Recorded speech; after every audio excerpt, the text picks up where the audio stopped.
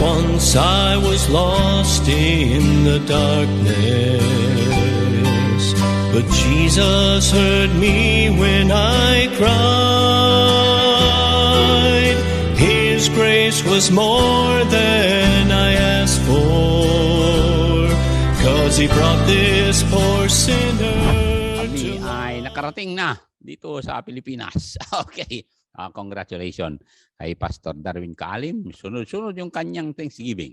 Isa doon sa mission nila sa Mambakag sa Asuncion group, and lalo-lalo na si Kagawad Soriano, na doon mismo yung bahay sambahan sa bahay ni Sir Soriano at Ma'am Meredith Soriano. At siyempre kasama ang mga Kabigas family. Salamat po sa inyo pangkapatid dyan sa Mambak.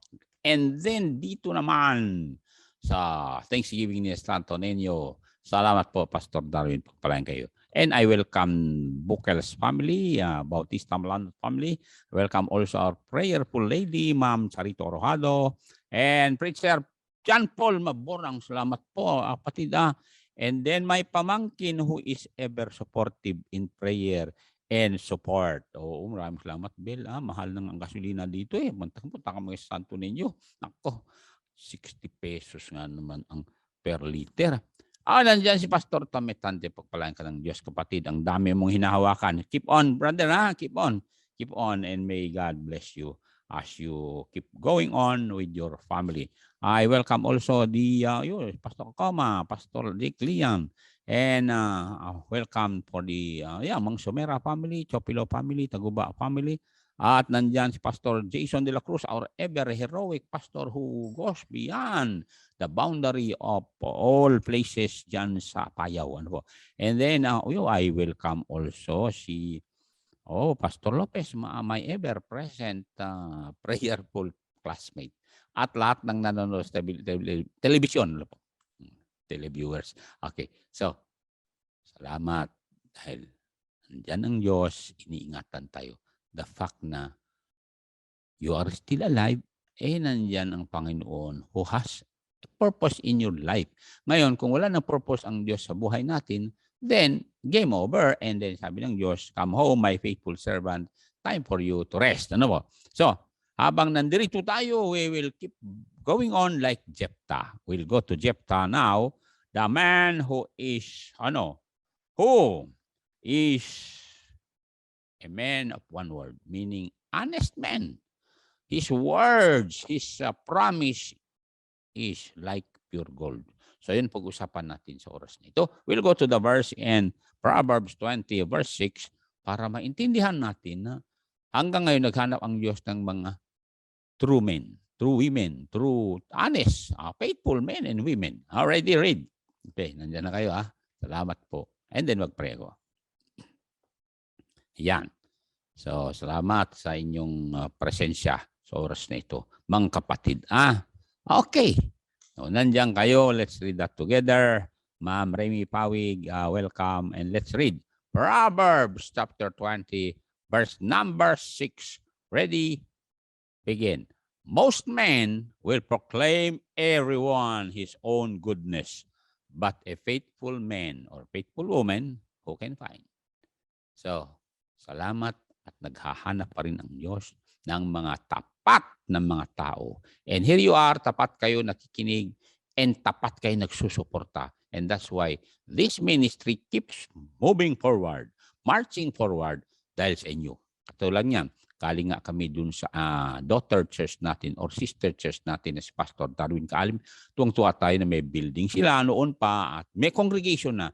And not only that, kundi nag-expand sila sa Mambakag na nakaipon sila ng mga pamilya. Salamat po sa inyo na nagsuporta. Kung wala din, di ba? So, thank God kay Pastor Darwin Kaalim na until today, the faithful person who knows where he came from. He knows who had helped him in the beginning. Kaya pag-prince Pastor Darwin, and thank God na nakalusot si Sister Elsie Sa COVID, nakita namin kanina, nakahon na medyo, tumataba na. And sabi ni Pastor Kalim, pray kasi maraming pinagbabawal ang doktor na pagkain. Kaya mag-ingat kayo pagkain na. Ako nag-ingat sa pagkain ngayon. Totoo yan. Totoo na mga kapatid. Yung party, celebration sa Mambakag, ang daming pagkain masasarap. Iniwasan ko lang, kinain ko lang gabi. Kanina na naman sa Santo Niño Thanksgiving, ang dami naman pagkain. Ang kinain ko lang ay dahon ng pangalan nyo, lettuce na tanim nila sa Santo Niño. Tingnan niya na. Kaya, ay oo pala, meron na palang tulay ginagawa from Santo Niño Sentro, papunta Latak, kila Pastor Doyanin, papunta sa mga Balesteros family. Kaya pag-pray tayo mga kapatid na marami pang maabot dyan, marami pang baryo dyan. Baryo Menyug pa, meron Latak, merong basta. Yun naman ang dahilan bakit nandito tayo. Bago man lang dating Panginoon, marami tayong maabot. Di ba?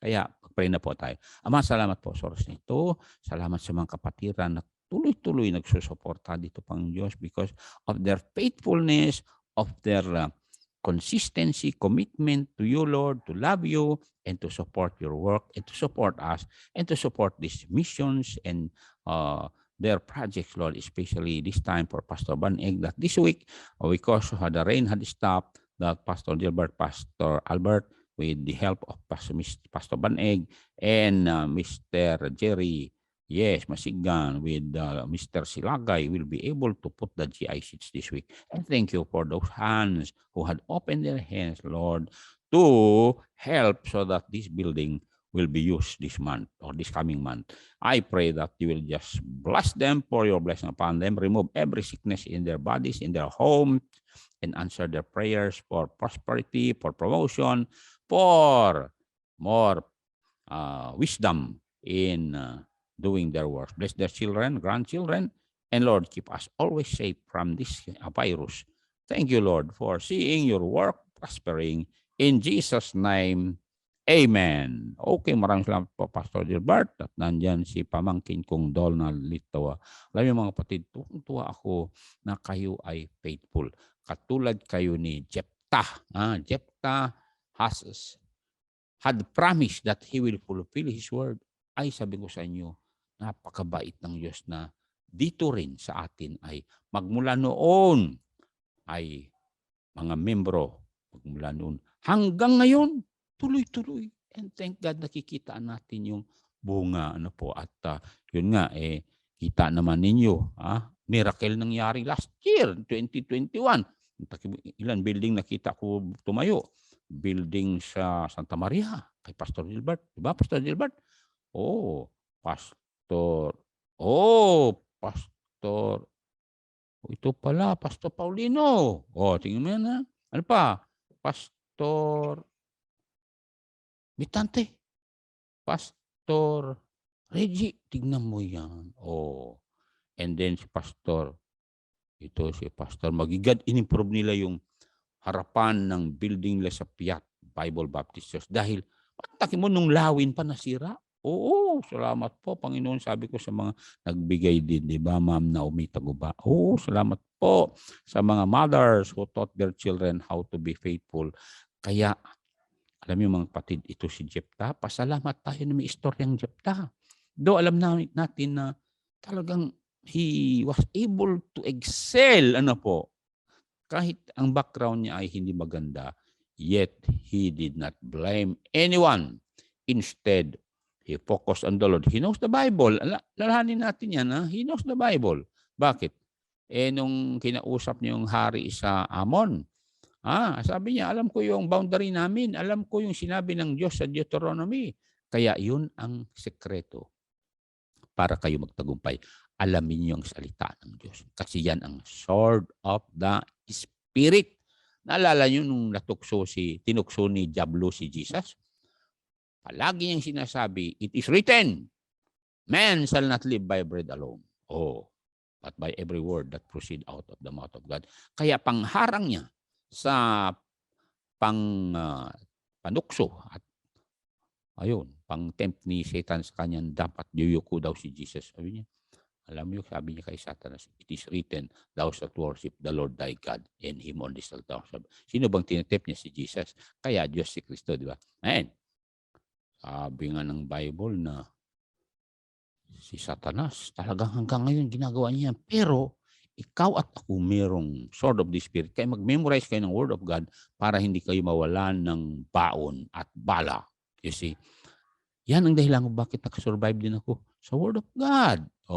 Sabi ko nga sa inyo noon talagang hindi basta-basta na inatake tayo ng Diablo, pero sa may mga more verse po, sa Psalms 121, those memorable verses are so good na sabi ng Diyos, God will preserve you.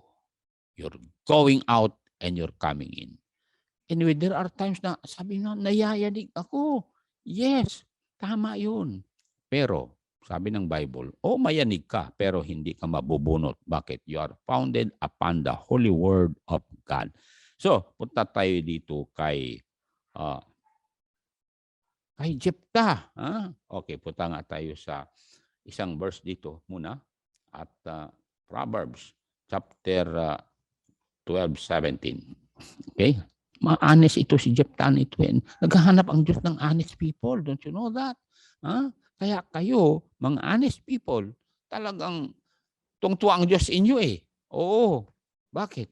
Yun ang gusto ng Diyos Honest tayo. Okay. Yes. So, we will keep preaching. Sabi niya rito, mahal na mahal ng Diyos yung mga honest people. Honest. Mga tapat.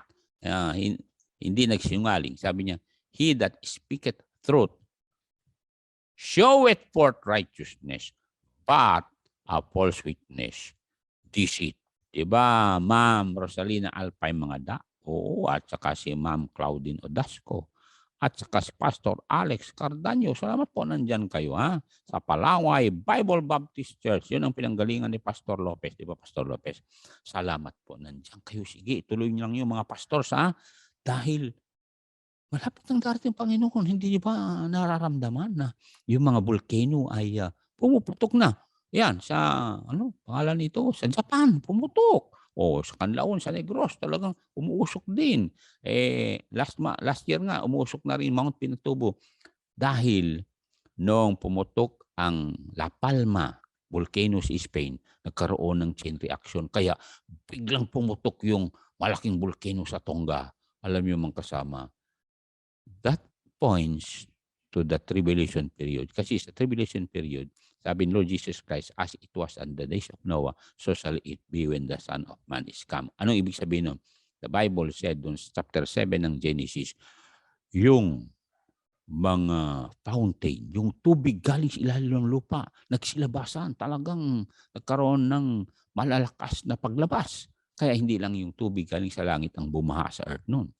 And then sa tribulation period, dahil ang init, remember, sabi ng Bible, Exodus, yes, it will be repeated yung nangyari sa Exodus noon. And sa Isaiah 30:26 na, kung gaano 7 times iinit ang araw galing sa taas, ay ganun din yung mga volcano ay lalabas. Oo. Kaya dun sa amin, diba Ma'am Nelly Balag, meron lugar doon na merong vent ng volcano kasi may mapaso. Alam mo papaso? May spring doon, ang init-init. Sabi nga ni pamangkin ko iiwan mo raw yung yung itlog doon. Kuha ka ng mga saging. Pagbalik mo, luto ng itlog doon sa mapaso. So, salamat. At darating yung mga kapatid. And that's why nandito tayo. We are so honest to tell you, katulad ni Jephthah, na pwede kayo masave ngayon. Pwede. Bakit? Ang Savior natin ay omnipresent. Kaya nga sa pangalan niyang Emmanuel, God with us, hindi lang sa amin dito sa television station, kundi diyan mismo sa lugar ninyo, kasama mo ngayon. Kasi sabi niya, I am with you always.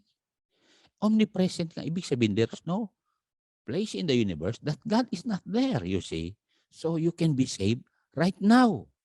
Kaya nga sabi ng Apostle Paul, pag nakinig ka at narinig mo ang pangalang Jesus, na siya'y nagmahal sa iyo, siyang nagbayad sa kasalanan, na ibuhos sa kanyang dugo, na ilibing siya, Kasamang kayong kasalanan. Inilibing niya rin ang kasalanan mo. Kaya nga, hindi ka nasisingilin sa kasalanan mo. And then he went to hell as a burnt sacrifice. And he rose again the third day. You hear that? That's the good news na wala ka nang babayaran. You can be justified or mapawalang sala ka. Dahil nagsisi ka at nanampalataya ka sa Savior, the Almighty Savior, the Lord Jesus Christ. And sabi ng Bible, pakinggan nyo, he that believe on Him is not condemned. Sabi nga ni John the Baptist sa John 3:36, he that believeth on the Son hath everlasting life.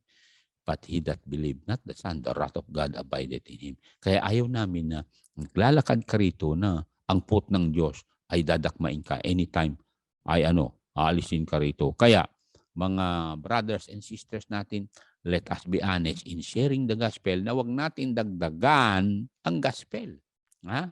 Wag natin dagdagan na magsisi ka, magtrabaho ka, magbigay ka pera. Wala yun sa Bible. Kaya nga tingnan natin itong verse na ito. Ephesians 2:8 and 9. Tingnan natin to. And I welcome Ma'am Joby Balesteros Chopilo. Congratulations sister. Nakita namin may tulay na papunta sa inyo. Kasi nag-preach ako sa Santo Niño. Ang dami na nila Santo Niño mga kapatid. Ang dami. May 3 pamilya pala galing Latak na member sa kaila Pastor Kaalim. Kaya madali na lang. Sabi nga Pastor Kaalim, nagmotor ko ng isang araw kasi ginagawa yung tulay. Mantakin mo yan. Salamat po Panginoon sa mga government people who are really interested in making our lives easier. Kaya darating yung oras na dalhin din namin ni Faith yung sasakyan namin magbisita kay Duyanim. At siyempre mag-evangelize tayo doon sa mga tao doon. Di Mama Miriam Kusipag. Tingnan mo nandyan si Mama Miriam. Okay, basahin natin. Ephesians 2:8 and 9. Na honest tayo to tell people na hindi works, hindi kabutihan natin. It's all of grace nga Kaya nga the gift of God is eternal life. Ready, read. For by grace are ye saved through faith. And that not of yourselves. It is the gift of God. At not of works, lest any man should boast. You see? Hindi tayo aapak sa streets of gold na dahil mabait tayo, may relihiyon tayo. Wala. Yung thief on the cross, umapak sa street of gold nun dahil sa kanyang pananampalataya kay Jesus na sa biyaya ng Diyos, ibinigay ng Diyos ang kanyang bugtong na anak at kasama yung thief on the cross at tinawagan niya si Jesus. At sabi ng Bible, sa ating lahat na nanonood sa television man o sa Facebook o YouTube. Sabi ng Bible, pag nakinig ka, because faith cometh by hearing and hearing by the word of God, tinawagan mo si Jesus, sigurado papunta ka sa langit, di ba? So, ganun yan kapatid, Okay?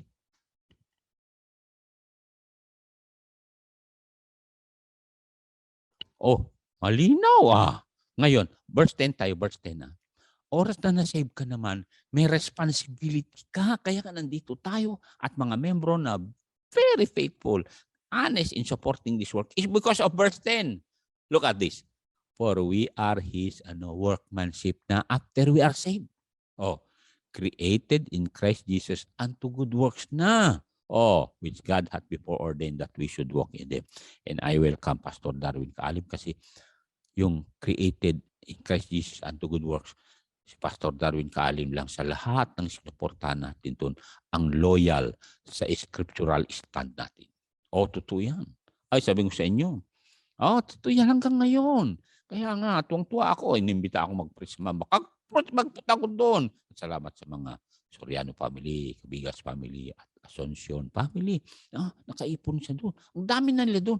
And then pagdating sa Santo Niño kanina, ang dami na nila. Salamat po. At sabi niya, may 3 silang pamilya galing Latak. And sabi nga, Pastor Darwin, tuwang-tuwa ako nung sabi mo nakatawid ka doon sa tulay from Centro Santo Niño. Papuntang Latak. Kaya dating ng araw, bisitahin natin si Pastor Duyanin. Dali namin yung sakyan namin para mag-evangelize tayo doon. Okay? Sa mga ita, malay mo magustuhan ako ng ita. Biro ko lang yan. Baka tumawa si Pastor Darwin. Okay, tuloy natin to. Punta tayo sa, anong sabi niya rito? Ayun, sabi ko na nga ba sa inyo Honesty is anchored in our Redeemer's conviction. Ulitin ko. Our honesty. Bakit honest tayo? Kasi nga, ang tinanggap nating Redeemer ay honest din.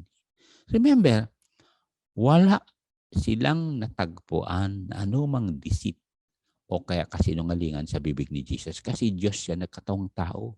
Kaya dito sa Mark chapter 15 verse number 2, meron binanggit dito. Mark 15:2 ha. Kaya mga kapatid, let us be honest all the time. Oo. Kaya ako yung nagpapasama sa Pastor Darwin. Sabi niya, alam mo, Pastor Ligasi, merong ditong isang kapatid na naging dishonest yung isang sister sa kanya. O nilapit ni Pastor Darwin sa akin, ano yung sister? Ganun ba? O di, gawa natin solusyon. Nasolusyonan din, di ba, Pastor Darwin, yung ating kapatid sa Mamba. Okay, basahin na natin to. Ready? And Pilate asked him, art thou the king of the Jews? And he answering said unto him, thou sayest. Tignan mo yan, ha? Sinabi mo, kaya nga nilagay ni Pilate doon sa kanya, doon sa cross niya, di ba, yung INRI, Jesus Nazarenos, Rex Israel. This is Jesus of Nazareth, King of the Jews. Kasi mismo, tinanggap ni Jesus na siya ay hari. Kaya nga pinagsasampal yan dahil, ang hirap-hirap mong tao sa taga Nazareth, hari ka, sinampal. Okay, sige, hari ka, gawa sila ng corona, kinoronahan si Jesus. Pero, hindi siya nag-retreat doon sa sinabi niya, he is king. O dagdagan natin yan sa chapter 14, 60 and 61 ng Mark pa rin, mga kapatid. Our honesty is anchored in our Redeemer's conviction. Ibig sabihin conviction, he is totally convinced that what he was saying is true. Ganon din sa ating mga kapatid. Yun na nga, hindi tayo masira sa kapwa natin kung honest tayo. Katulad ni Jephthah, he was so honest in fulfilling his promise. And thank God sa inyo na mga membro, nagpapatuloy tayo hanggang ngayon because you are fulfilling, you are so honest enough, faithful enough to support. And that is what he promised. Salamat po. Pagpalain kayo ng Diyos. Ready? Diyan na kayo. Mark chapter 14, 60 and 61. And we will see na talagang sinagot ni Jesus yung tanong sa kanya. Okay? 60. Ang nagtanong sa kanya, yung pinaka-supremo ng templo sa Jerusalem, the high priest. Tignan mo yan, ha? Supremo na ito. Kinatatakutan to. Nayayanig yung mga tao dyan pagkaharap yung high priest. Ha? Para ba yung talagang kakainin ka na ng buhaya? Kasi high priest yun. And the high priest stood up in the midst and asked Jesus, saying, answerest thou nothing? What is it which this witness against thee? But he held his peace. And sabi niya, ano pa sabi niya? And answered nothing. Again, the high priest asked him and said unto him, art thou the Christ, the Son of the Blessed? Anong sagot ni Jesus sa verse 62? And he said, I am. Mantagin mo yan. I am. And dinagdagan pa niya, and you shall see the Son of Man sitting on the right hand of power and coming in the clouds of heaven. Mantagin, pagdating ni Jesus, makita ni Caiaphas at si Anas. Kasi mabubuhay uli mga yon. Pero itatapon sila dagat-dagatang apoy. And look at what happened sa 63. Ma'am Ben Domingo Robles. Salamat po, Ma'am Belen Domingo Robles. Taga saan to? Ay, kay Pastor Kaali. Ay, kumanta pala kanina. Sorry kasi matandaan ako. And then sabi ng Bible, then the high priest rent his clothes and said, what need we of any further? Ye have heard the blasphemy? What think ye? Kasi sa kanila nung araw, pag sinabi ng isang tao na ako'y anak ng Diyos, blasphemy na nga daw yun. Pero remember, Jesus is so honest when it comes to his stand as the Son of God and as the King of Kings. Kaya mga kapatid, pasalamat tayo na may mga naghirap na missionary pumunta sa Pilipinas o mga matatapang na tao na nag-preach at narinig natin na si Jesus ay anak ng Diyos, na siya'y nabayubay sa krus, nabuo sa kanyang dugo bilang kordero ng Diyos, bilang sin offering. At nung tinawagan natin sapagkat buhay na Jesus yan na tagapagligtas, siya ay pumasok sa ating puso at binago tayo. Kaya nawala na yung mga worldliness natin, nawala yung inggit natin. Yung bang may contentment na, may peace of mind and heart na tayo. Dahil, sabi ni Lord Jesus, meron kong bahay, tahanan, na inihanda para sa iyo. Kaya, let not your heart be troubled. Katulad yan, yung mga loved ones natin na nauna na, mga kapatid. Abay, safe in the arms of Jesus. Yun nga ang kagandahan. Kaya nga, inaawit, habang papunta kami ni Faith sa Fire kanina, sa Santo Niño, pinatugtog yung heaven sounding sweeter all the time. Totoo yan because we are drawing closer to heaven. Lalo-lalo na kaming senior citizen. Halimbawa, hindi namin maabutan ang rapture anytime. Ibig sabihin, kami ay palapit na dun sa heaven sounding sweeter all the time. Pero, ang kagandahan nun, sweeter naman. You know why? Because we know the sweet rose of Sharon, the Lord Jesus Christ. So, muli kay Pastor Darwin Kalim, maraming salamat po sa mga regalo ninyo. At, siyempre, iba magbigay ng honorarium to. At, siyempre, dahil meron pa tayong project, gastusin natin para doon sa project natin. Pero as I said, nanood si Pastor Gilbert, nanood si Pastor Albert, ngayong week na ito, dahil wala na yung ulan, sila nang maglagay sa yero at pwede nang gamitin ni Pastor Baneg next week. Ang sinabi namin kay Pastor Baneg, basta, i-flat niya yung loob ng building niya, pwede na niyang gamitin kasi sabi nga sa inyo Pastor Baneg, sabi silong ng mangga sila nung the other week na nagtipon-tipon doon sa likod ng chapel. Ngayon at tatakpan. Kaya pag-pray natin, wala nang ulan this week, mga kapatid. Please lang, magkaisa tayo. Di ba? Ma'am Miriam, Ma'am Joby, Ma'am Nelly, Ma'am Claudine, at Ma'am Naomi, Ma'am Rosalina Alpay, mga salamat. Pakisabi kay Brad Arama, salamat. Alam nyo, kung wala kayo, mga faithful supporters na katulad ni Jeff Tao, men of one word, men with a golden promise that they will fulfill, hindi tayo magpatuloy. Salamat po at meron kayong conviction and honesty, as I said, is anchored in our Redeemer's conviction. Bakit honest siya Diba? Matthew chapter 27, 62 to 64. Tingnan nyo. Kahit anong pagtawag kay Lord Jesus Christ, nagpatuloy siya. Kung minsan inaakusahan tayo na tayo hindi nagsasabing totoo, pero tingnan nyo ang sabi ng Bible, Dahil yung mga tao kasi inggit kay Lord Jesus Christ, alam mo kung may mainggit sa iyo, wala silang masabi kundi masama. Kahit mabait ka na, masama pa rin ang pagtukoy sa iyo. Sige lang. Bakit? Sa harapan ng Diyos naman mabindicate ka. Totoo yan. Ay sabi ko sa inyo, ang ganda ng faithful at true to your words. You know why? Dahil kahit imbestigahin ka, tulad nga nangyari sa akin, sabi ko sa inyo, di ba, inimbestiga ako ng Mountain View, tama ako. Salamat po, Panginoon. Bakit? Honest ako Naalala ko si Ma'am Susan Tobias. Meron akong uncle na Alberto Silagay.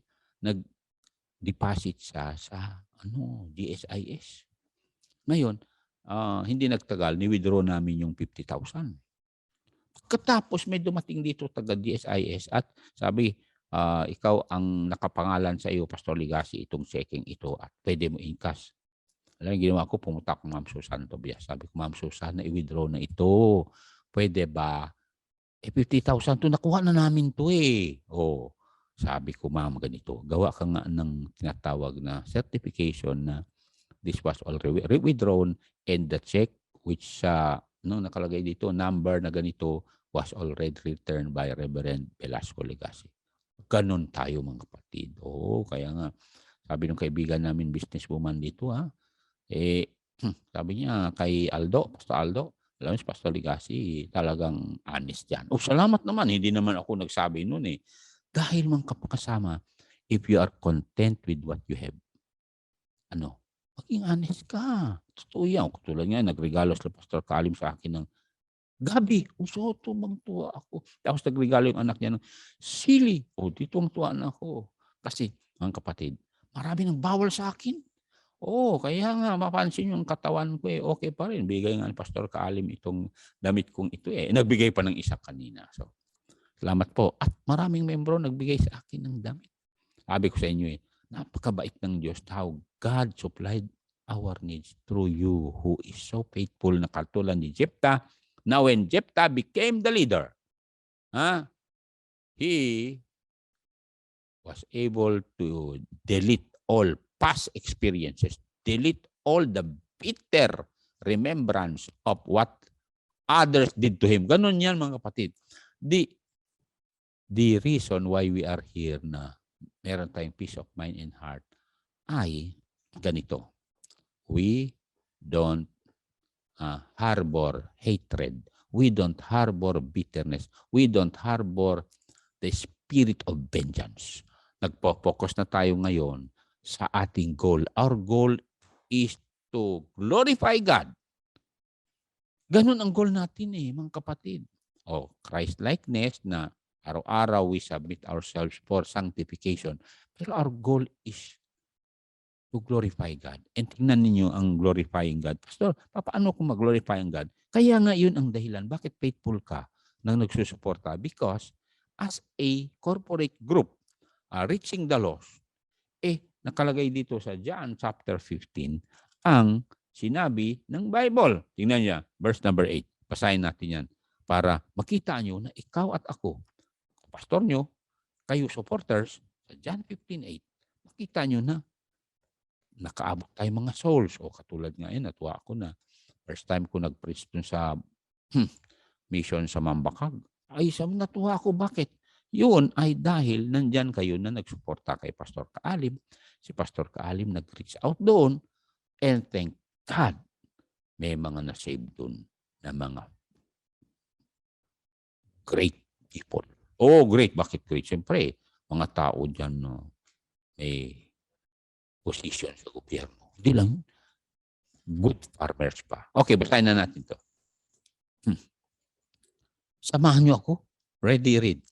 Herein is my Father glorified, that ye bear much fruit, so shall ye be my disciples. Yun.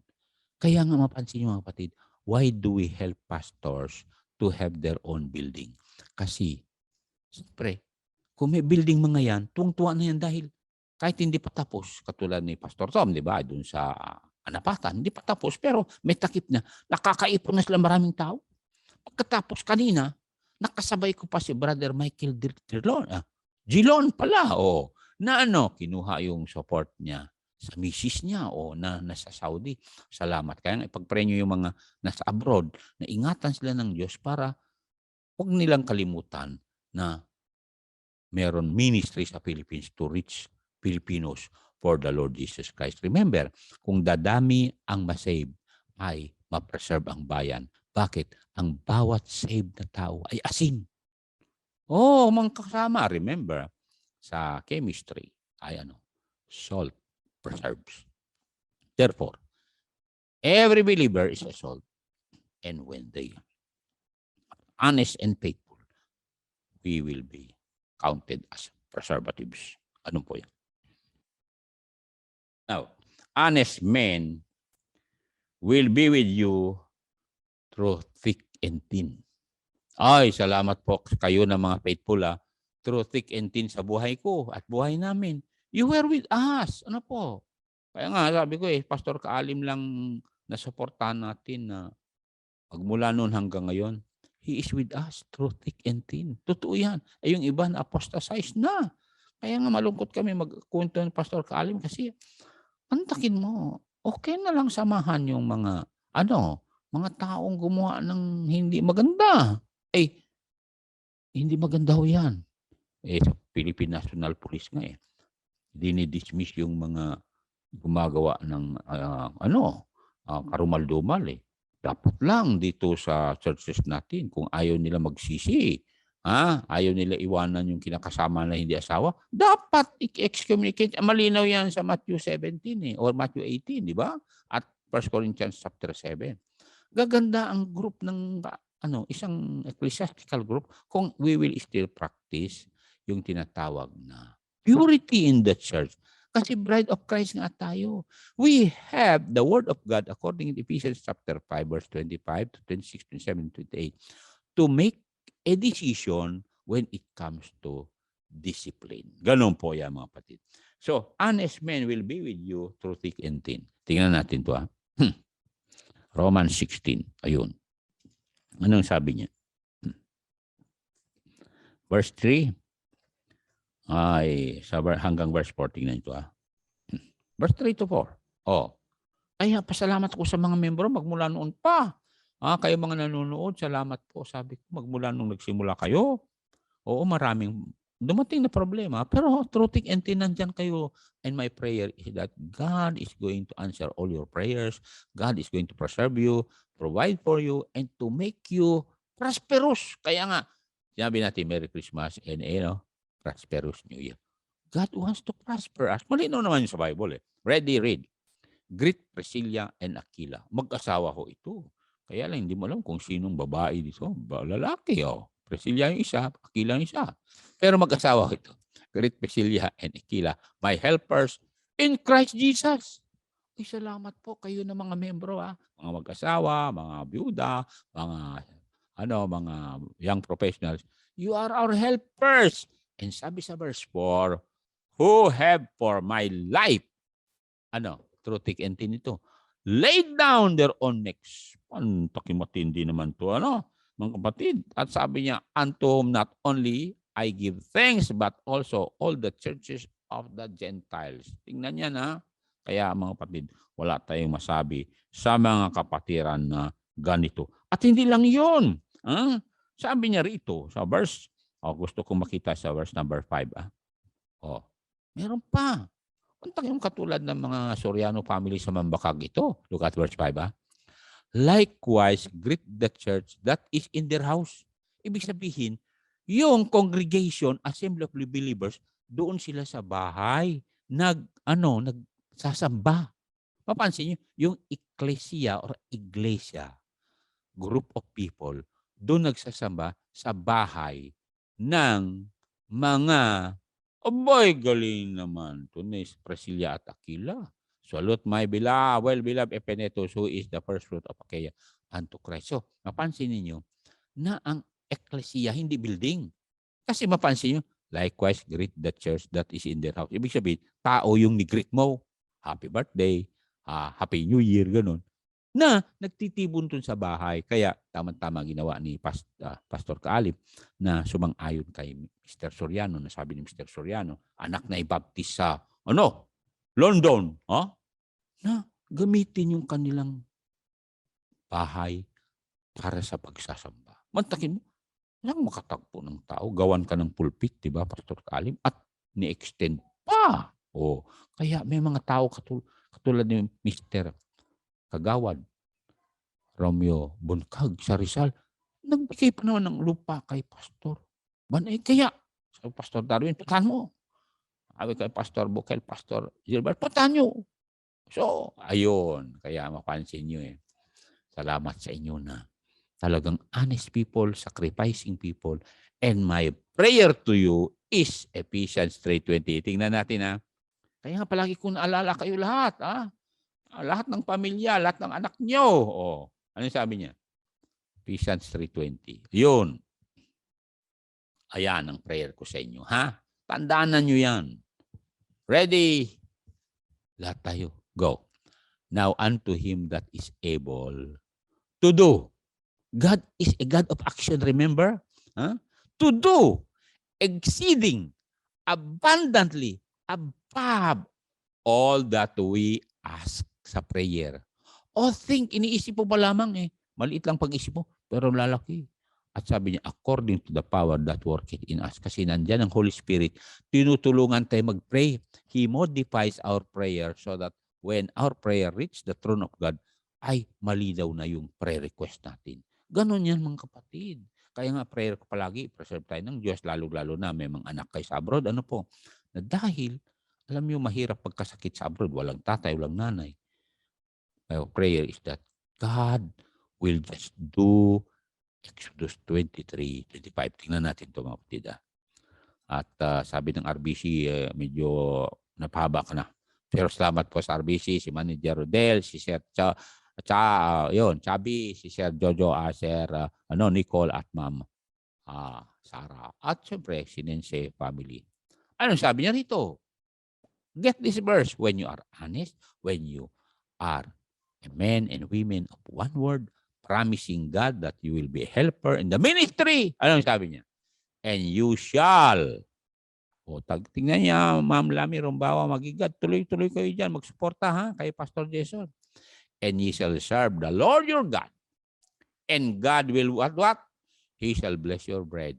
Yung talon ninyo, yung maisan ninyo, palayan ninyo.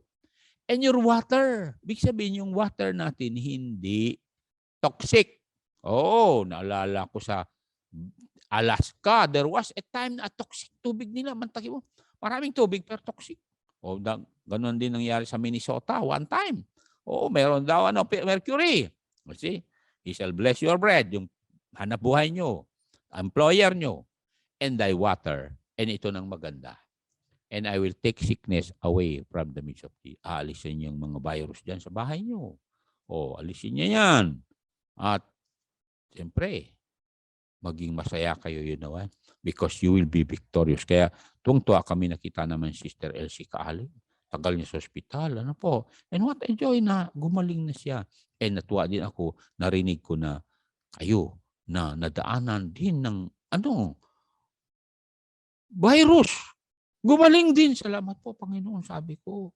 Kaya, the more we receive the answer to our prayer, the more na we will be true men and women in our support to the work of the Lord. Remember, ang inaasahan ng Diyos, kayo at ako, para masave ang sangkatauhan.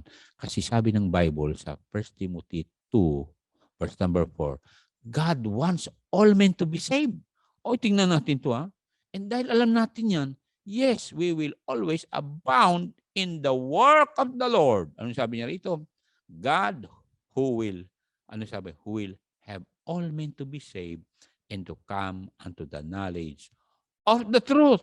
And the only way to do that is for preachers to be supported by us to keep proclaiming that Jesus saves, that Jesus is Lord of Lords, that Jesus is our Jehovah Jireh who supply all our needs, that Jesus who is King of Kings and Lord of Lords. At sabi ng Bible, He will never leave us nor forsake us. Mga kapatid, you have nothing to fear. You know why? Anong sabi ng Bible dito sa verse number 31? Romans 8:31. Tingnan niyo ito ha. Kaya mga kapatid, kayo na talagang supporter, honest people, katulad ni Jephthah, he was so honest. Kaya naging leader ito eh. You know, promotion comes when you are an honest person. Ito yan. Not only in your position, but even in the standard of your life. Totoo yan, mga kapatid. Oh, ready? Nandiyan na kayo. What shall we then say to these things? If God be for us, who can be against us? Kaya mga kapatid, pasalamat tayo sa Diyos na nandyan pa kayo at talagang alam ng Diyos. Patatagalin pa ng Diyos ang buhay nyo pag magpagamit kayo sa Diyos. Totoo yan. Ngayon, kung tapos na ang paggamit ng Diyos sa inyo, gusto na ng Diyos magpahinga tayo, ay, sabi ng Diyos, come home my child, you have run the race, therefore, I want you to be with me in my heavenly kingdom. Tayo na nandirito, anong gagawin natin? Always abounding in the door to Lord. And then my prayer is that God will prosper you more para we will help more people to be saved by sending pastors and missionaries. Kaya nga, sabi ko, marami ng young preachers. At alam niyo, natuwa ako. You know why? Ito si Pastor Reggie. Nag-mission na rin. Kaya, salamat Pastor Tom, inaalalayan ni Pastor Reggie. Pastor Darwin, inaalalayan niyo ang young preacher na ito. Bakit? Mission na. At marami nang na-save. Meron na silang bahay na nagtitipunan. Oh. And hindi lang yun, sabi ni Pastor Aldrin sa aking kahapon. Pastor Ligasi, meron na tayong congregation sa San Luis. Meron na tayong congregation sa Malumin. Tuwaw ito. And then nag-start sila sa Angang. Tuwaw. Narinig yan. And that's why we need you to be faithful. We need you to be prayerful. And my prayer is that you will always be healthy with your children para we will have the blessing to share to them. Remember, ang prayer natin ay, Lord, bless me more and will be a blessing some more. Okay, let us pray. Heavenly Father, thank you for my brothers and my sisters who is so faithful in supporting your work.